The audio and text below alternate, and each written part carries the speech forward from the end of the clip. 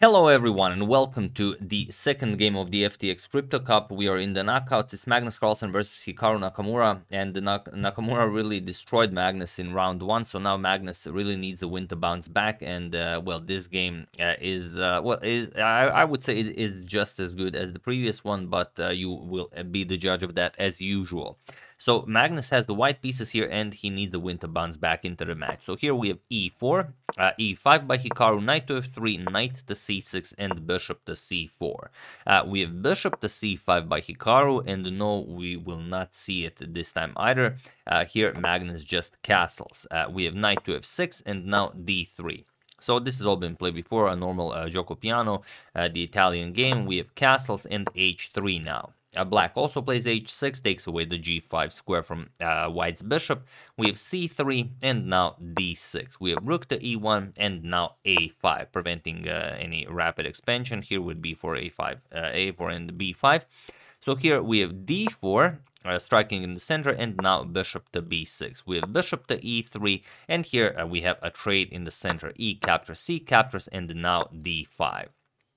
We have e captures on d5, and now well, you could capture this, but this isn't all that impressive. If you capture this, then you get something like bishop captures, queen captures, and after the queen is kicked away, then we can already grab some more space with d5 and so on.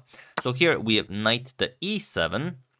Just getting the knight out of the way. We have knight to c3, and now comes knight e captures on d5. Magnus plays queen to d2, and interestingly, Hikaru already had this position last year against Fabiano Caruana, also in an online game, and he continued with knight captures on e3. But here, after considering the position not for a very long time, he played c6, and now Magnus has a very, very, brutal idea.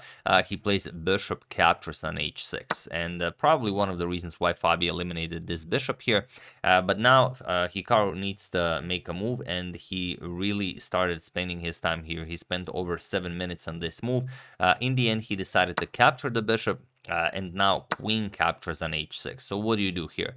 Knight to h7 is the only way to successfully defend the position. But if you don't know this, it's a very hard move to find. Hikaru played bishop to f5, sort of as to use this bishop to g6 maneuver to help out with the defense.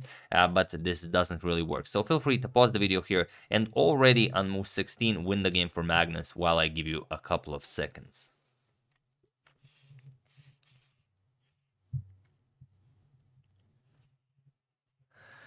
So for those of you who were able to do it, congratulations on finding either knight to h4 or rook to e5. Both of those moves you will play, doesn't really matter in what order. So if you found any of those moves, really congratulations, as that wins the game. And Magnus played rook to e5. So now the bishop is under attack. Hikaru shifts it over to g6, which is why he played it to f5 in the first place. And now Magnus doesn't go knight to h4. Knight to h4 is a bit of a quicker way to end the game. Magnus plays rook to g5, which requests a bit more grind. I will, however, show knight to h4 because it's super interesting. Now we're just threatening to capture this, and you know, it's gonna be game over. This knight can't really move ever from here because then the df pawn is pinned. We can even play queen captures on g6 and ideas like that. So here what you would see is most likely bishop captures on d4, attack the rook. Now we're gonna capture here, and after captures, not eliminated this pawn, but now we play knight captures on d5, and now we're threatening all sorts of nasty discoveries. C captures on d5, and now rook to g5, going after this pawn. So you can't really go after the bishop. You have to play something like knight to h7 to save your king, and then after rook captures on d5, it's again game over because a lot of nasty discoveries are now happening, and that's just it. Whatever you play, let's say just this, deliver check, we win the queen, and it's game over. So knight to h4, a bit of a quicker win for Magnus here, just in case if you ever find yourself in this position, if you might you know, play it with white. But okay, Magnus played a rook to g5, and now comes knight to h7, attacking his rook. We have rook to g4. You could also try rook captures on g6 right away, but this doesn't work for white because here after captures and captures, king h8 is just very strong for black.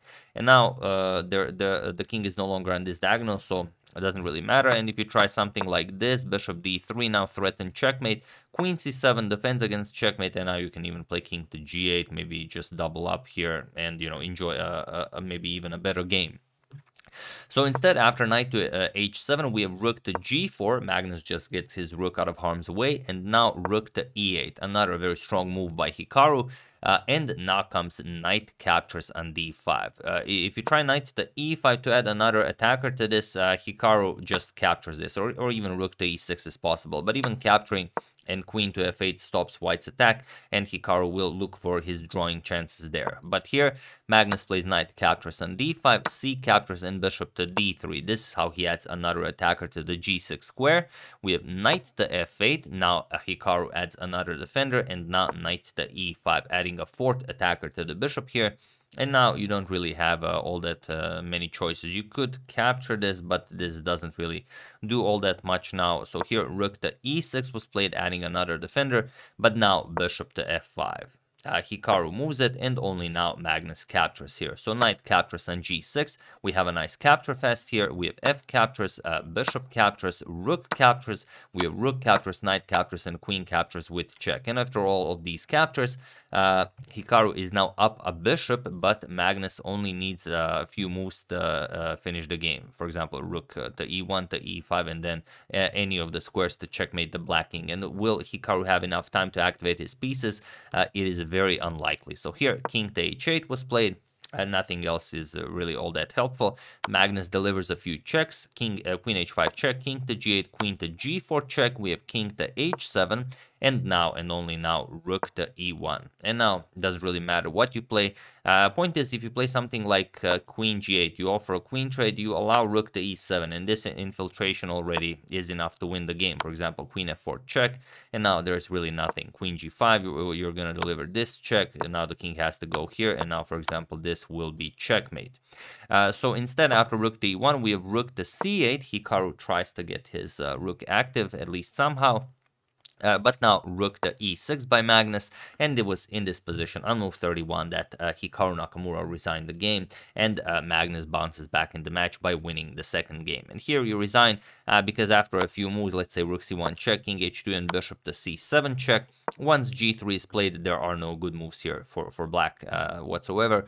You could try something like rook c6 to counter this rook, but now we just go in for the kill. Queen g6 check, king h8, and now this just wins the queen with tempo, with check. And now after king g7, yes, okay, black does have a bishop and a rook, but a queen and all of these passed pawns is just impossible to play this. So after rook to e6, Hikaru resigns, and the match is now again a match. So we'll see what happens. That's the game. Hope you guys enjoyed it. I would like to thank Caleb Ewing, Michael Volske, Ruben Teverik, Dane Scott, and Vlad Ularu for a contribution to my channel. Thank you a lot. I really appreciate it. As usual, you can check 2 of my previous videos here. Thank you all for watching, and I will see you soon, continuing the coverage of this very nice event, checking up on your wonderful suggestions and whatever else happens in the chess world. So thank you all. I will see you soon, and have an excellent rest of your day.